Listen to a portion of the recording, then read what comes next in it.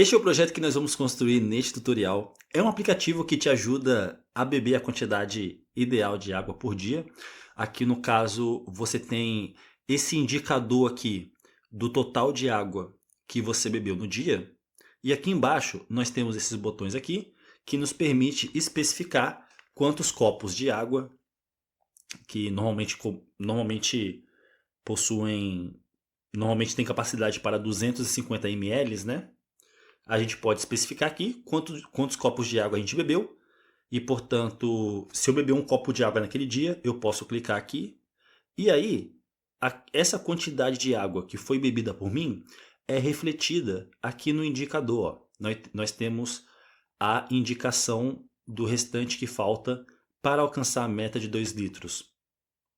Representada aqui numericamente, né, com a unidade de medida, litro, então falta 1,75 litros para a gente alcançar a meta de 2 litros. E nós temos aqui também a indicação em porcentagem do quanto que a gente já consumiu referente à nossa meta. Portanto, isso aqui indica que 250 ml são 12,5% dos 2 litros, que é a nossa meta. E nós podemos especificar aqui valores diferentes para a quantidade de água que a gente bebeu, e esses valores serão refletidos aqui no nosso indicador.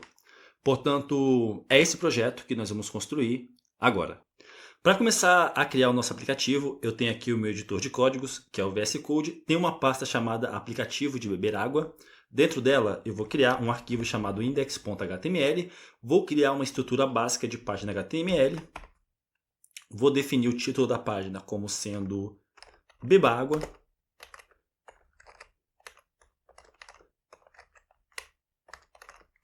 Esse vai ser o título da nossa página, né, do nosso aplicativo. E aí aqui dentro do body eu vou ter um cabeçalho nível 1 com o texto Beba Água. Embaixo dele eu vou ter um cabeçalho nível 3 com o texto Meta 2 litros. Essa é a meta diária, né, para a gente beber água. Em seguida eu vou criar uma div com a classe copo. Essa aqui vai ser o indicador de quanto de água a gente já bebeu, né? E aí dentro dessa div eu vou ter uma div com a classe restante e o id restante. Esse elemento aqui que vai indicar a quantidade que falta para alcançar a meta, né? E aí aqui dentro dessa div eu vou ter um span com id litros, e embaixo desse span eu vou ter um elemento small com o texto restante. E aí abaixo aqui da div com id restante eu vou definir uma div com a classe porcentagem e o id porcentagem. Aqui vai ser aquela seção do copo que aumenta ou diminui dependendo da quantidade, dependendo da porcentagem de água que você já bebeu. Em seguida eu vou ter uma tag p com a classe texto, e com o texto selecione quantos copos de água você já bebeu. E aí embaixo desse parágrafo eu vou definir uma div com a classe copos no plural. E dentro dessa div eu vou ter uma div com a classe copo e com a classe copo pequeno. Essa div vai ter o texto 250 ml, e aí eu vou copiar essa linha aqui e vou colar ela 7 vezes, porque nós queremos 8 copos no total. Então eu tenho aqui 1, 2, 3, 4, 5, 6, 7, 8 copos, né? Portanto, esses são os elementos que nós precisamos para a nossa página. Eu vou salvar esse arquivo. Vou ativar aqui a extensão Live Server. Vou pegar aqui o endereço que foi aberto. Vou acessar aqui no meu outro navegador. E aí agora nós temos aqui acesso aos elementos da página, né? Essa aqui é a estrutura da página, esses são os elementos da página. Vamos começar agora a escrever as regras de estilo para tornar esse site um pouco mais bonito. Eu vou criar aqui um arquivo chamado estilo.css e aí dentro desse arquivo eu vou definir os seguintes estilos. Primeiramente, eu vou importar uma fonte aqui chamada Montserrat e eu estou importando ela com dois pesos de fonte, 400 e 600. O peso de fonte aqui diz respeito à grossura do traço da letra, dos caracteres. No caso, se é negrito ou se é um traço fino, né? E no caso aqui, 400 é normal e 600 é negrito. E aí, eu vou definir o seguinte. Vou definir aqui algumas variáveis para a gente utilizar no nosso código. E aí, para isso, eu vou selecionar a raiz do projeto, digitando root. Root significa raiz. E é dessa forma aqui que a gente define variáveis para a gente poder utilizar no nosso código. Eu vou criar uma variável chamada cor borda. Essa variável vai receber o valor que vai ser referente a esse tom aqui de azul. E eu vou ter uma segunda variável chamada cor preenchimento, que vai ter esse tom aqui de azul, que é um azul mais claro. Em seguida, eu vou selecionar todos os elementos da página através do asterisco. Vou definir box sizing igual a border box.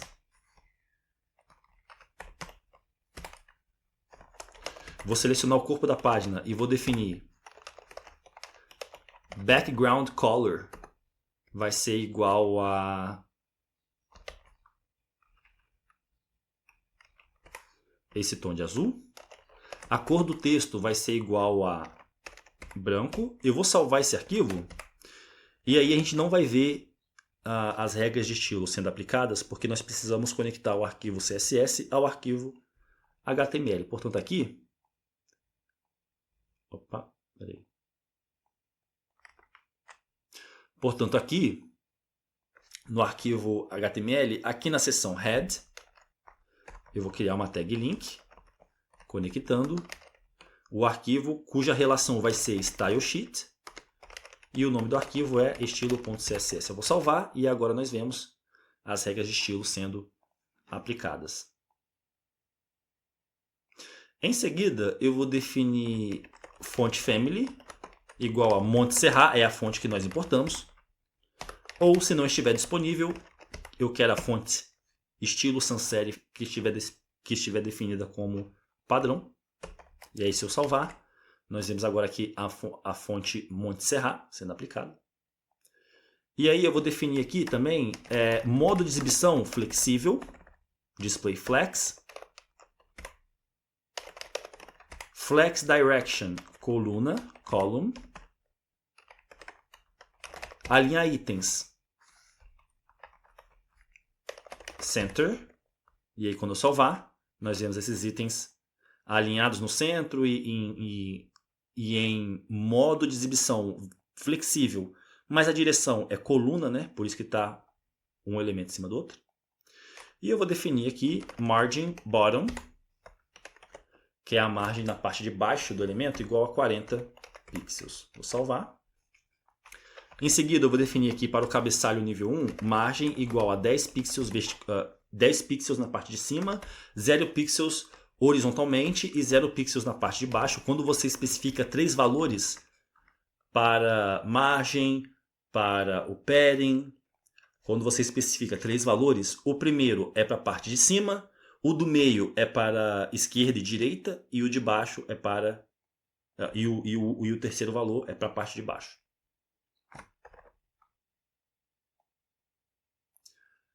Em seguida, para o cabeçalho nível 3, eu quero tamanho da fonte, font weight. Tamanho não, peso da fonte. A palavra weight significa peso. O peso da fonte eu quero que seja igual a 400. E aí repara aqui nesse cabeçalho aqui nível 3, quando eu salvar, a gente vê que ele ficou mais... O traço ficou mais fino, né? Se eu desfazer aqui, ó, e salvar, a gente vê que o traço ele é mais forte.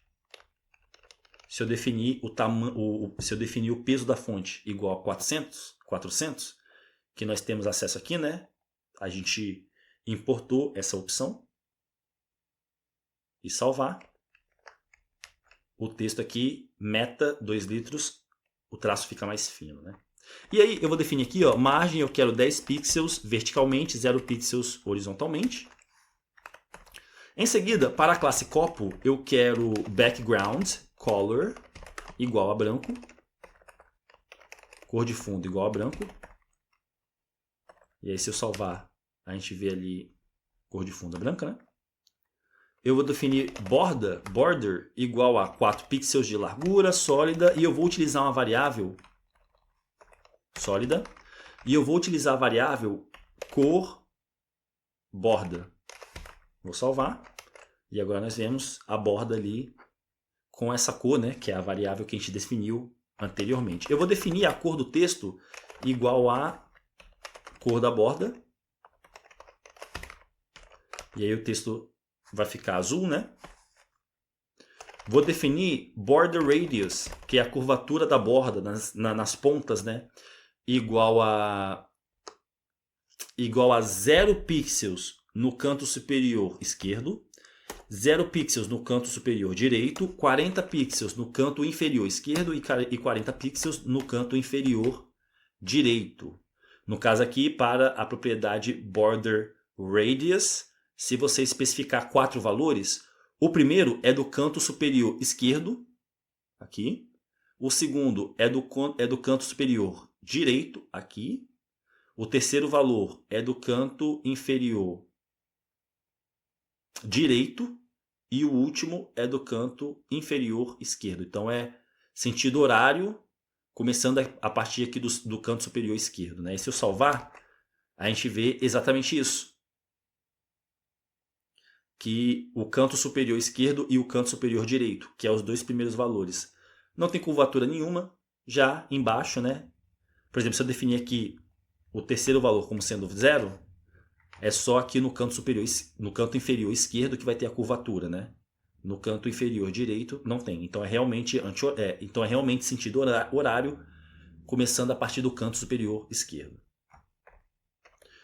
E a gente vai conseguir ver essa curvatura de forma melhor se eu definir aqui, ó. Se eu definir altura igual a 330 pixels e largura, width, igual a 150 pixels, nós veremos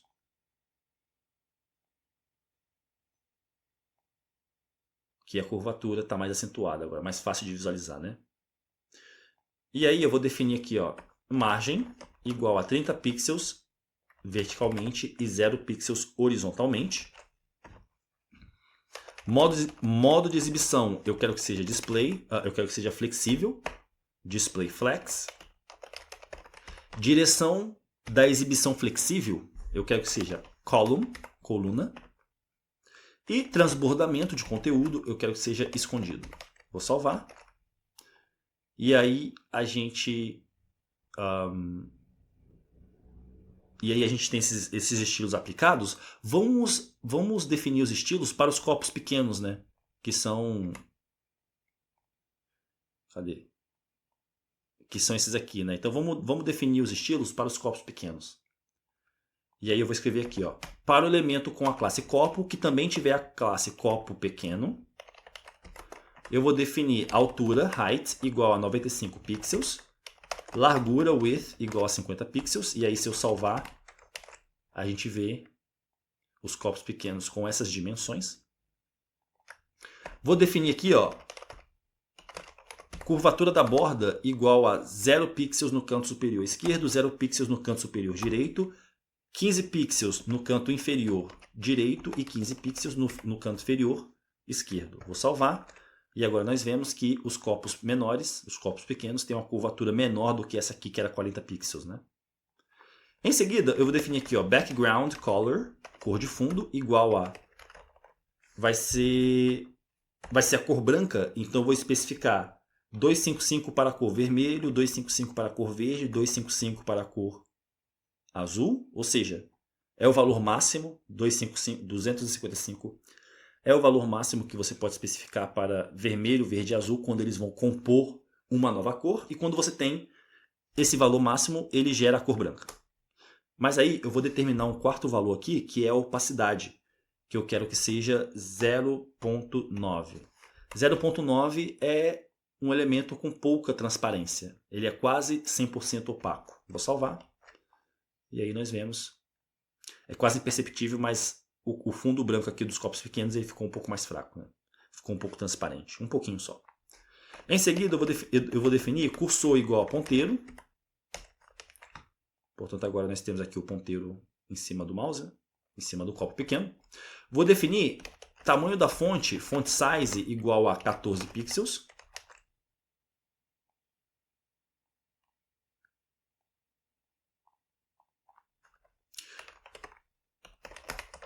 Alinhamento de itens, eu quero que seja centro.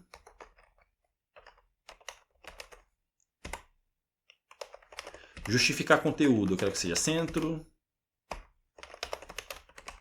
Alinhar texto, centro. Margem, 5 pixels em todos os lados. E transição de efeitos, eu quero que dure 0.3 segundos e eu quero que seja uma transição em estilo easy. Eu vou salvar. Portanto, nós temos aqui os copos. E aí eu vou definir, em seguida, vou definir para a classe copo, para o elemento que tiver a classe copo e a classe copo pequeno e a classe cheio, eu quero cor de fundo, background, color igual a, vou utilizar a variável cor preenchimento e vou definir a cor do texto igual a branco, ou seja, quando o copo estiver cheio, quando o copo pequeno estiver cheio, o fundo dele vai ficar azul, que é o valor da variável cor preenchimento, e o texto aqui vai ficar branco, para o texto poder aparecer, né, no fundo azul. Em seguida, eu vou definir aqui, ó, para a classe copos, eu vou definir modo de exibição igual a flexível, e aí quando eu salvar, a gente vai ver os copos um do lado do outro. Vou definir aqui, ó, flex wrap. A palavra wrap significa dobrar, nesse caso aqui. E aí, no caso, eu vou definir flex wrap, ou seja, dobramento dos elementos exibidos de forma flexível. Eu vou definir como sendo wrap, como dobrar. Isso aqui vai fazer com que, caso os elementos eles excedam aqui o limite de espaço, eles vão dobrar e vai aparecer embaixo. E os que estiver sobrando aqui na ponta vão aparecer embaixo. E aí, se eu salvar isso aqui, a gente vê. A gente não vê ainda, porque tem espaço suficiente aqui para os 8 copos. Mas se eu definir a largura aqui como sendo 280 pixels, isso vai limitar a largura do componente. E aí os copos que não puderam ser, os copos que fazem parte dessa lista de elementos sendo impressos, sendo exibidos de forma flexível, a linha ela dobra aqui e o resto dos itens aparece embaixo. É isso que está acontecendo aqui. E aí em seguida eu vou definir items, align items, alinhar itens, eu quero centro.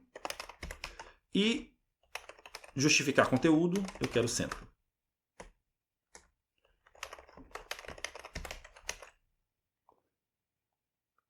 Deixa eu diminuir o zoom. Aí. Em seguida, eu vou definir para a classe restante. Vou definir display igual a flex. Direção flexível, eu quero coluna. No caso, esse restante aqui, essa classe restante, é a classe que é utilizada aqui, ó, no componente que indica quanto que falta para alcançar a meta. Que está aqui, ó. Aqui, ó, restante. Classe restante, né? E aí eu vou definir aqui alinhar itens, align items, igual a centro.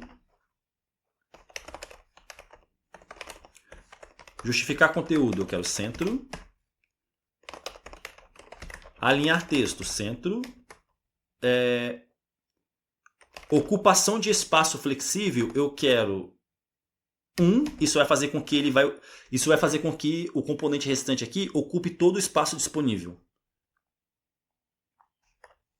E eu vou ter transition, vai durar 0.0 transition, vai durar 0.3 segundos e vai ser uma transição do tipo is. Vou salvar. E portanto agora nós temos aqui o restante centralizado aqui, né?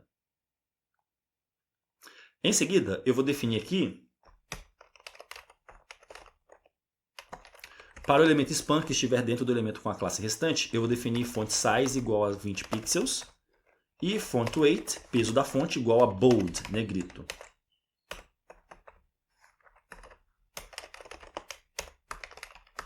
Para o elemento small que estiver dentro da classe restante, eu vou definir font size igual a 12 pixels. Portanto, agora a mensagem aqui, né, a palavra restante, ficou com 12 pixels. E aí eu vou definir aqui a classe porcentagem. Vai ser igual a background.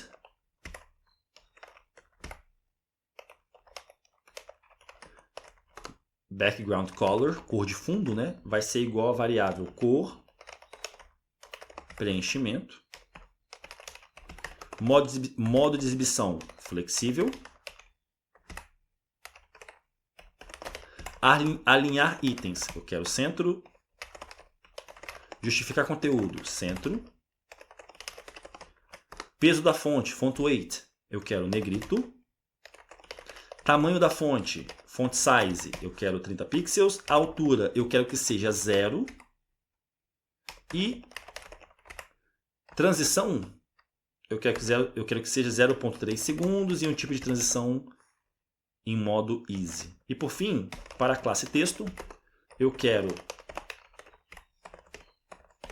alinhamento de texto igual a centro. E a margem eu quero que seja 0 na parte de cima, 0 na esquerda e na direita e 5 pixels na parte de baixo. Eu vou salvar. E aí a gente não vê nada aqui na porcentagem porque não tem nenhum copo aqui selecionado, né? E na verdade a funcionalidade nem existe ainda. Se eu clicar aqui no copo, nada acontece. Nós vamos mudar isso agora com JavaScript. Portanto, aqui na pasta do nosso projeto, eu vou criar um arquivo chamado script.js. Já vou conectar esse arquivo logo ao nosso HTML, digitando aqui no final do arquivo HTML uma tag script, especificando o atributo src como sendo script.js, é o nome do arquivo que a gente quer conectar. E agora aqui em script.js eu vou fazer o seguinte, eu quero selecionar alguns componentes aqui da página, né, para a gente poder trabalhar com eles. Eu quero selecionar a lista de copos pequenos. Eu quero selecionar o elemento, o restante aqui, né, o elemento que exibe quanto que falta para a gente beber. Eu quero selecionar o elemento porcentagem aqui, que é o elemento que vai encher aqui e vai mostrar a porcentagem que a gente já bebeu. E nós queremos selecionar também, vamos pensar, a gente quer selecionar também os litros, né, que é o elemento com id litros, que é esse span aqui, que inicialmente não tem nada, mas que aí a gente vai preencher aqui com o valor restante. Então a gente vai selecionar esse elemento aqui com id litros. A gente vai selecionar os elementos com a classe copo pequeno, né, que são os copinhos aqui. A gente vai selecionar o elemento com id porcentagem e o elemento com id restante, que é esse container aqui, né? Então vamos fazer isso. Aqui eu vou digitar document.querySelector all, eu quero selecionar todos os elementos que possuem a classe copo pequeno. E aí eu vou atribuir isso a uma constante chamada copos.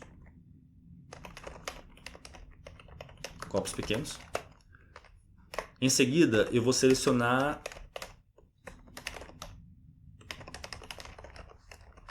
o elemento com id litros. Vou atribuir a uma constante chamada litros.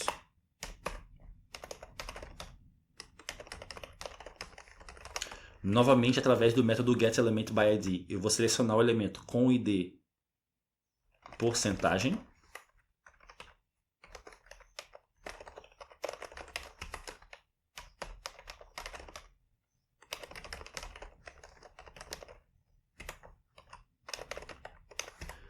E por fim, vou selecionar o elemento com o ID restante. E cada um desses elementos ou grupo de elementos selecionados, eu vou atribuir a uma constante. E aí, em seguida, eu quero fazer o seguinte.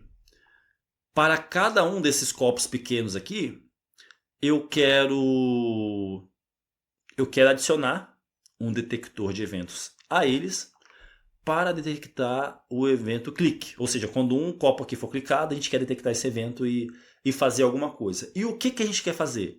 Bem, a gente quer destacar os copos. Nós queremos destacar o grupo de copos que representa a quantidade aqui que foi clicado. Então, por exemplo, se eu clicar nesse primeiro copo aqui, só o primeiro copo que vai ser destacado como se tivesse sido bebido. Se eu clicar aqui no segundo, vai ser esse aqui e o primeiro. Se eu clicar aqui no terceiro, vai ser esse aqui, o segundo e o primeiro. Se eu clicar no último, vai ser todos. Então a gente vai ter que, quando clicar em um desses copos aqui, a gente tem que determinar qual que é a ordem desse copo, qual que é a posição aqui na lista, qual que é o índice desse copo que foi clicado.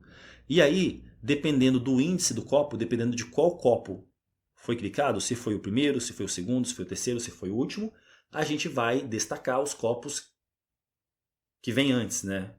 Para representar aquela quantidade. No caso, o último copo vai representar 2 litros, o primeiro copo vai representar apenas 250 ml. Se eu clicar no segundo, vai ser 500. Se eu clicar aqui no quarto, vai ser 1000 ml, né? E, portanto, a gente vai definir essa lógica agora. Eu vou fazer aqui, ó, eu vou selecionar copos pequenos. Copos pequenos é um vetor, né? É uma lista de elementos. Portanto, eu tenho acesso ao método forEach, que vai executar uma função para cada um dos elementos da lista. A função, eu vou definir ela como sendo uma função seta, só por preferência. Poderia ser uma função com a palavra-chave function, né? Mas eu quero economizar aqui algumas pressionamentos de tecla, né? Eu não quero ter que escrever function aqui. E aí, essa função, ela recebe automaticamente do método forEach. Se você assistiu tutoriais anteriores desse curso, você se lembra, né, eu já citei várias vezes, que o método forEach ele passa automaticamente para a função que ele recebe como argumento, a função que vai ser executada para cada um dos elementos. Ele recebe no argumento aqui o próprio elemento, né, que no caso aqui são os copos. Então eu posso chamar esse argumento de copo, né, por exemplo. Entretanto, o método forEach ele passa além do elemento do vetor, né? Além do elemento da lista que está sendo analisado naquele momento, além do elemento, ele também passa como um segundo argumento aqui nos parênteses. Então, como é um segundo argumento, eu vou separar por vírgula, vou separar do primeiro argumento por vírgula. E aí, esse segundo argumento, ele representa o índice do elemento que está sendo analisado. Como esse segundo argumento representa o índice do elemento, eu vou chamar esse argumento de índice. Portanto, o método forEach passa duas coisas, na verdade, para a função que ele recebe como argumento. Ele passa dois argumentos, o elemento e o índice do elemento. Se a gente especificar apenas um argumento aqui, vai ser só o elemento. Se a gente especificar um segundo argumento, esse argumento vai ser o índice do elemento, né? Então, para o primeiro elemento vai ser o índice 0, para o segundo vai ser o índice 1, para o terceiro vai ser o índice 2. E para o último, vai ser o número de elementos na lista menos 1. E aí, eu vou fazer aqui, ó, copo.addEventListener. Eu vou adicionar um detector de eventos para cada um dos copos. o evento que eu quero detectar é o evento clique. E aí, quando esse evento for detectado, eu vou imprimir no console o índice, né? Só para garantir que o nosso código funciona. Eu vou salvar esse arquivo, vou abrir aqui as minhas ferramentas do desenvolvedor, vou clicar aqui na aba console, e aí quando eu clicar em um copo, se eu clicar no primeiro, ele vai exibir 0 aqui, ó.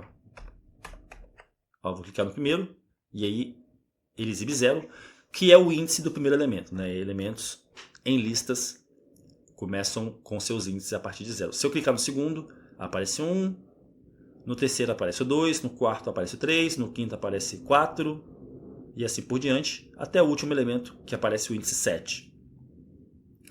E aí, nós vamos fazer o seguinte, ao invés de simplesmente imprimir o índice, nós vamos chamar uma função chamada destacar copos, passando o índice como argumento.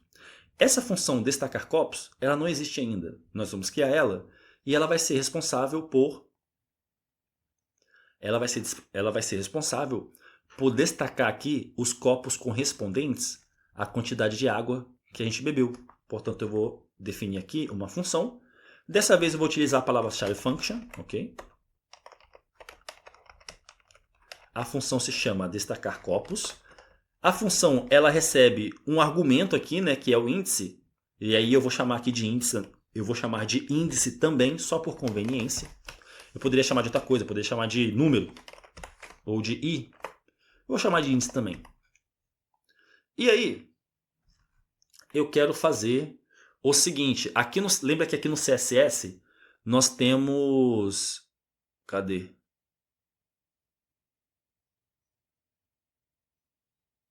Nós temos essa classe aqui, ó. Nós temos essa regra de estilo para a classe cheio, que também tiver no elemento com a classe copo pequeno e a classe copo, né? E aí a gente está definindo aqui, ó, a cor de fundo igual a cor preenchimento, que vai ser um azul, e a cor do texto igual a branco. Então, é isso que nós queremos fazer. Quando um copo ele é clicado, a gente quer adicionar a classe cheio a esse copo, assim como todos os copos que vêm antes, né? Então, por exemplo, se eu clicar aqui nesse copo aqui, ó, que é o último, que é o que representa 2 litros, né? Que é 250 mais 250, 8 vezes, até 2 litros.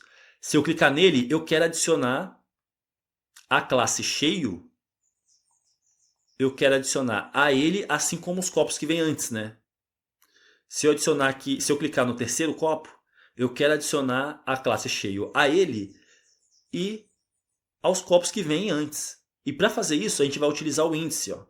E a lógica aqui vai ser o seguinte. Quando você clicar em um copo, a gente vai percorrer novamente, aqui na função destacar, a gente vai percorrer a lista de copos, e aí, para os copos que possuem o índice menor ou igual ao índice do copo que a gente clicou, nós vamos adicionar a classe cheio a esses elementos. Se não, se o índice do copo é depois do índice do copo que a gente clicou, então ele vai permanecer vazio, né? Ou seja, nós vamos remover a classe cheio. E aí, para fazer isso, eu vou escrever aqui, ó, dentro da função destacar copos, eu vou selecionar copos pequenos através do método forEach. Eu vou executar uma função para cada um deles. Lembrando, forEach passa automaticamente para a função que é passada para ele como argumento. Ele passa 2 argumentos aqui nos parênteses. O primeiro representa o elemento, e aí no caso aqui eu vou chamar de copo.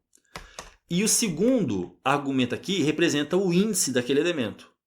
Como eu já estou chamando aqui o argumento passado para a função destacar copos de índice, esse índice aqui, que vai vir aqui dessa outra estrutura de repetição, né?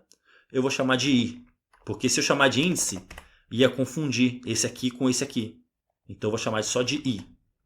E aí aqui, dentro dos parênteses, e vou testar o seguinte. Se, if, o índice do copo que a gente está analisando no momento, né, durante a estrutura de repetição. Se esse índice for menor ou igual ao índice do copo que foi clicado, que é esse índice aqui, que vem aqui, né, que é passado para a função destacar copos. Então, nesse caso, eu vou selecionar o copo, eu vou selecionar a lista de classes, class list, e vou adicionar a classe cheio.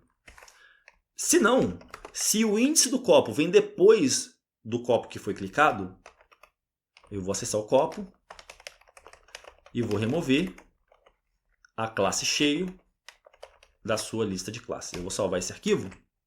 E aí, se eu clicar aqui no primeiro, o primeiro copo é destacado. Se eu clicar no segundo, o segundo e o primeiro são destacados. Se eu clicar aqui no terceiro, olha que interessante. O terceiro, assim como os que vêm antes, são destacados. E aí, se eu clicar aqui no sétimo, o sétimo e os que vêm antes são destacados. E o mesmo acontece se eu clicar aqui, ó. Só que tem vamos pensar aqui. Se eu clicar aqui no terceiro... se eu clicar no terceiro... Olha que interessante. Se eu tô aqui... Se eu cliquei no último e aí eu clicar aqui no terceiro, ele marca como se fosse essa quantidade aqui, né? E se eu... Então, portanto, essa funcionalidade está funcionando, né?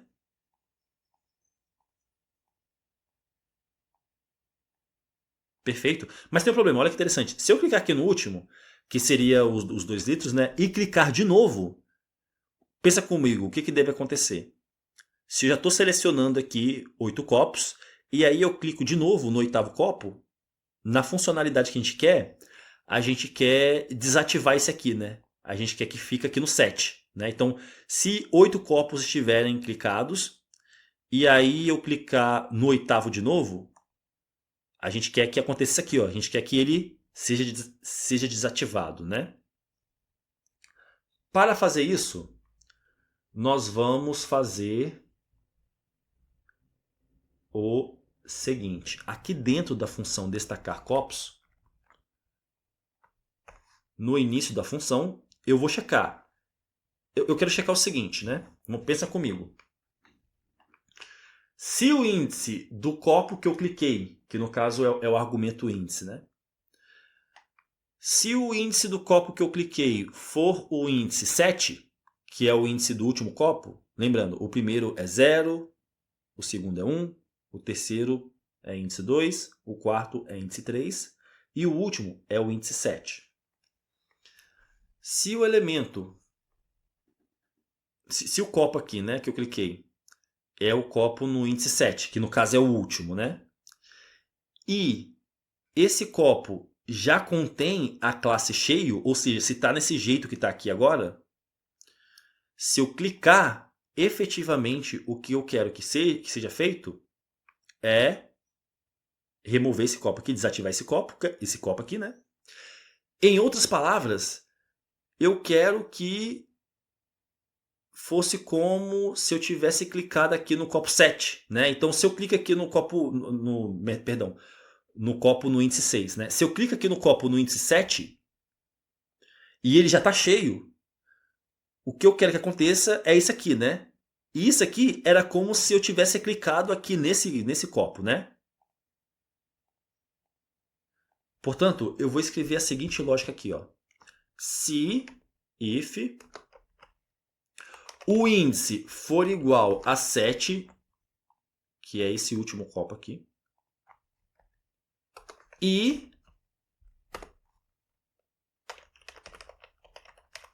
o elemento no vetor copos pequenos que estiver no índice,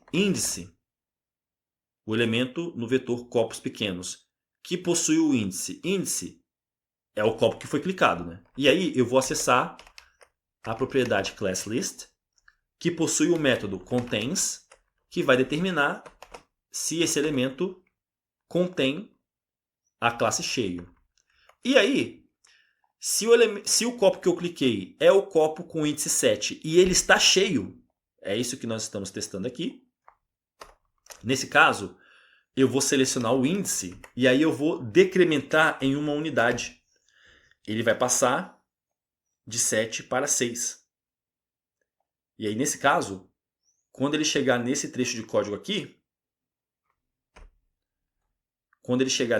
nesse trecho de código aqui, como o índice vai passar de 7 para 6, quando o copo que a gente clicou já está cheio, né? Quando ele chegar nesse trecho de código aqui, ele vai remover a classe cheio do copo com índice 7. Porque a gente decrementou índice em uma unidade, ele passou para 6. E aí, na lógica aqui, o último copo, né, ele vai ter a classe removida. Se eu salvar esse arquivo e clicar aqui no último copo, todos os copos são cheios. E se eu clicar no último copo novamente, efetivamente o que acontece é que o índice aqui é decrementado em uma unidade, e aí na lógica aqui, o copo ele perde a classe cheia. Essa mesma funcionalidade, né, de clicar em um copo que está cheio, né, e aí desativar ele, que é o que a gente está fazendo aqui, eu quero que isso funcione para os outros copos também. Se eu clicar aqui no terceiro copo, ok, ele determina aqui a quantidade de água que foi bebida. É essa quantidade aqui, mas se eu clicar de novo, ele não é desativado. E eu estou clicando aqui nele, ó, e ele não acontece o mesmo que aconteceu aqui com o último copo. Para criar essa lógica para os outros copos, assim como a gente criou para o último copo, a gente vai fazer o seguinte, ó, aqui nessa estrutura condicional, se o copo que foi clicado não é o copo com índice 7, então eu vou escrever aqui, ó, se não, se, e aí eu vou testar uma segunda condição.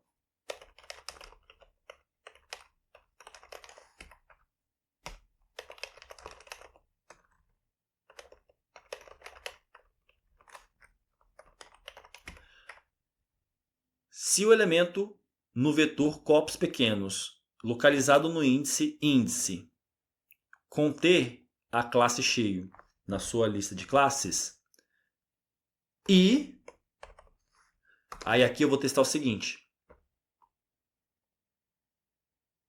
não, vou digitar um ponto de exclamação, copos pequenos, índice, e aí eu vou acessar a propriedade next element sibling. Isso aqui vai selecionar o próximo elemento, vai selecionar o elemento irmão, que vem logo em seguida do elemento selecionado aqui, né?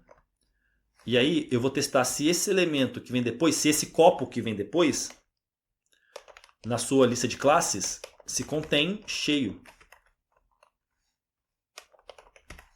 Se não contém cheio, é isso que o ponto de exclamação significa.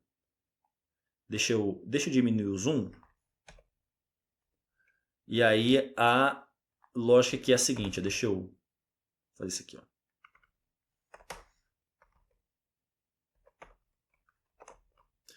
Aí a lógica aqui é a seguinte, ó.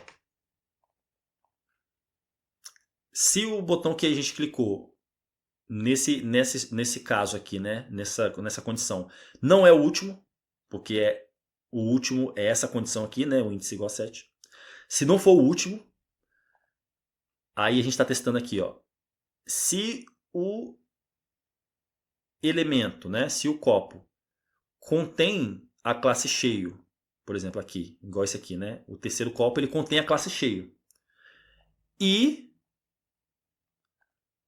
o copo seguinte, o elemento seguinte, não contém a classe cheio, que é esse caso aqui, que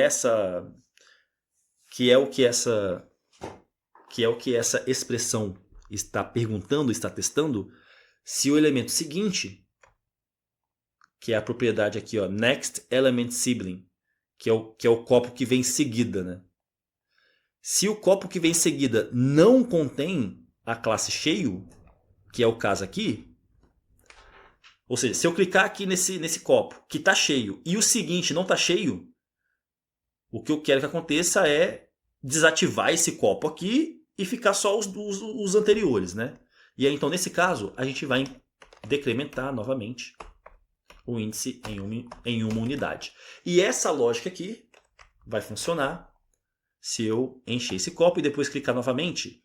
Como o seguinte não tem a classe cheio, que é o que a gente está testando aqui, né? Então, a lógica é que a gente quer decrementar o índice em uma unidade, e aí isso faz ele perder a classe cheio. Por exemplo, se tivesse tudo cheio e aí eu clicasse aqui no terceiro copo, bem, o seguinte tem a classe cheio. Então, isso aqui não vai acontecer. Eu vou clicar aqui no terceiro e ele vai permanecer cheio. Se eu clicar nele de novo, aí sim ele é desativado. Então, a lógica aqui nessa seção do nosso aplicativo está funcionando, né?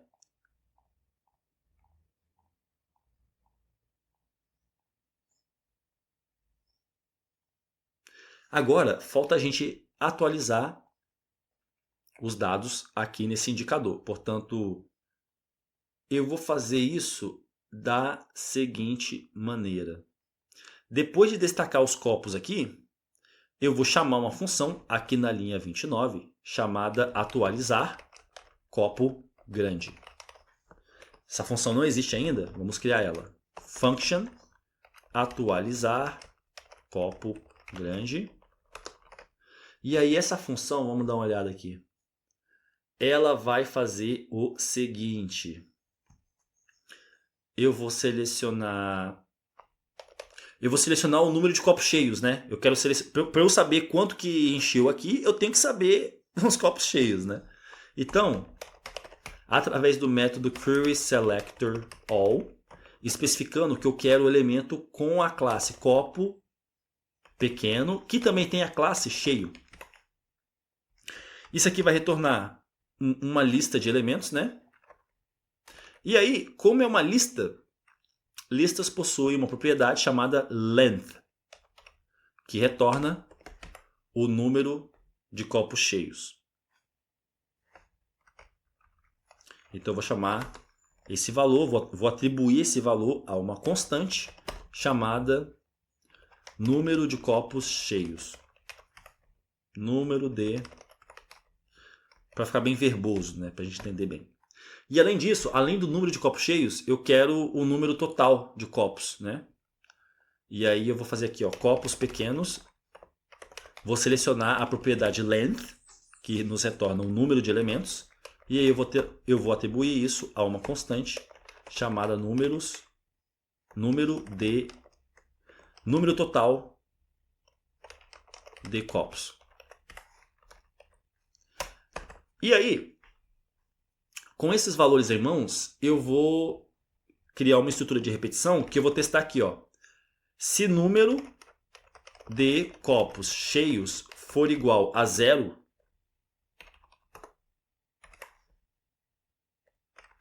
se número de copos cheios for igual a 0, eu vou selecionar o elemento porcentagem, né?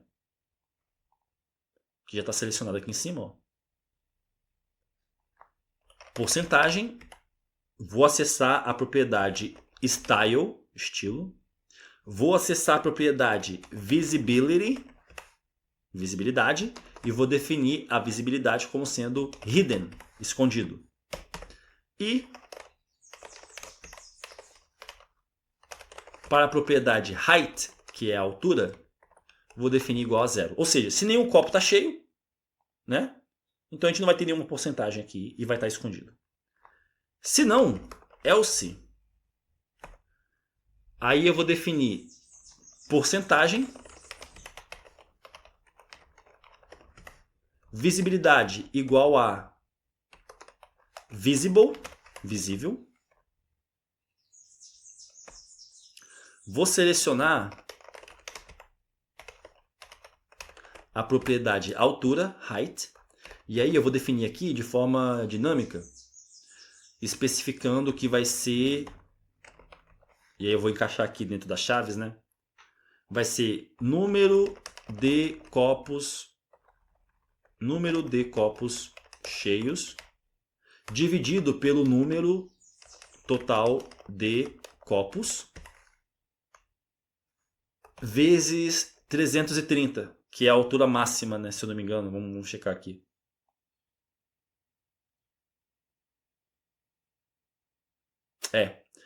A altura máxima do copo é 330 pixels.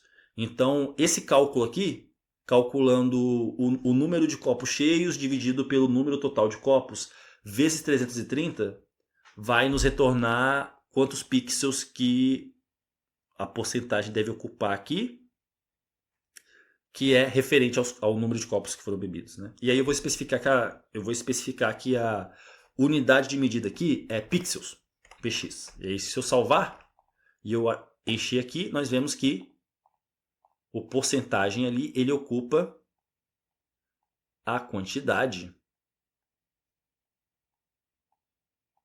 equivalente ao número de copos que foram bebidos.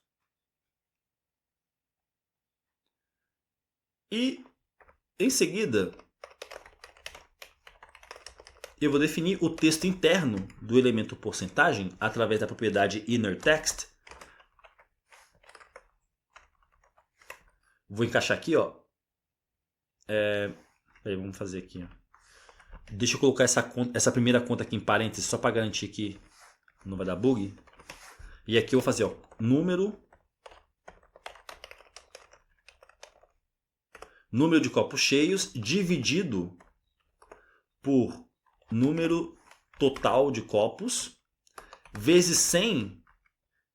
Isso aqui, e aí eu vou encaixar aqui na string, né? O caractere porcentagem.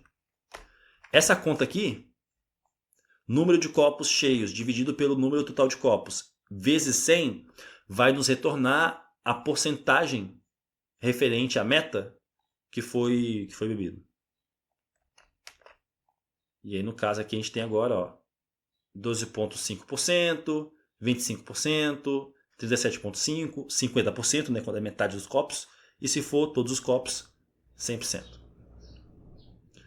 Além disso, a gente quer atualizar o restante, né? Portanto, vamos criar uma segunda estrutura de repetição. E aí eu vou testar aqui, ó, se if o número de copos cheios for igual ao número total de copos. Bem, se o número de copos cheios é igual ao número total de copos, a gente quer esconder, porque não tem restante, né? Já foi o 100%. Então a gente quer esconder esse elemento aqui restante e definir a altura dele como sendo zero. Portanto, vamos fazer isso. Restante, vou acessar a propriedade estilo, vou acessar a propriedade visibilidade, vou definir como sendo hidden e vou acessar a propriedade height, que é a altura, vou definir como sendo zero. Vou salvar, e aí se eu clicar aqui no número máximo de copos, restante desaparece. Se for quantidades menores, né, restante ele desapareceu, né, na lógica aqui. Uma vez que ele desapareceu, ele não aparece mais. Então a gente tem que definir aqui um caso alternativo, né, um bloco se não.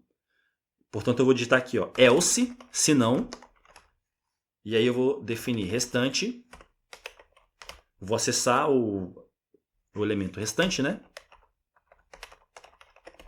Vou definir a sua visibilidade como sendo visível, visible, e vou acessar o elemento litros e vou definir o texto interno dele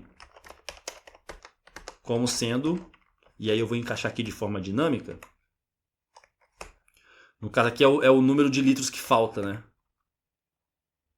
Portanto, eu vou fazer aqui, ó, 2, que é o número total, né, que é a meta total, menos, e aí eu vou dividir aqui, ó, vou multiplicar 250, que é a quantidade de ml, vezes o número de copos cheios, dividido por 1000, e eu vou encaixar aqui na string, né, no final da string, vou encaixar aqui o L, que é de litros. E aí se eu salvar, essa conta aqui vai nos retornar quantos litros que falta. E aí se eu clicar aqui, ó, falta 1,75, 1,5, 1 litro, no máximo não falta nada, né? Se eu consumir 1.500 ml, falta 0,5 litros. Só que falta só uma coisa aqui. Quando a página ela é acessada a primeira vez, o copo grande aqui não exibe a informação do restante. Então, para exibir, logo quando a página ela é acessada, eu vou chamar essa função atualizar copo grande. Posso chamar ela aqui no início, ó, na linha 6. E agora quando eu salvar,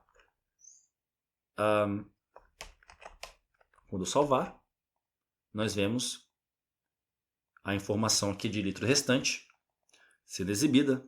Se eu alterar aqui, ela é atualizada. E, portanto, esse é o nosso projeto de aplicativo de beber água. É um aplicativo muito importante, vocês têm que beber água. Faz muito bem para a saúde. Mas os propósitos, né? É claro que é um aplicativo bem simples, mas os propósitos aqui foi de mostrar uma forma de refletir dados que estão presentes em uma outra, em determinada seção do nosso aplicativo, refletir esses dados em outra seção do aplicativo. Portanto, é um aplicativo que nos permite aprender algumas técnicas que são bem interessantes. E é isso, eu vejo vocês no próximo tutorial.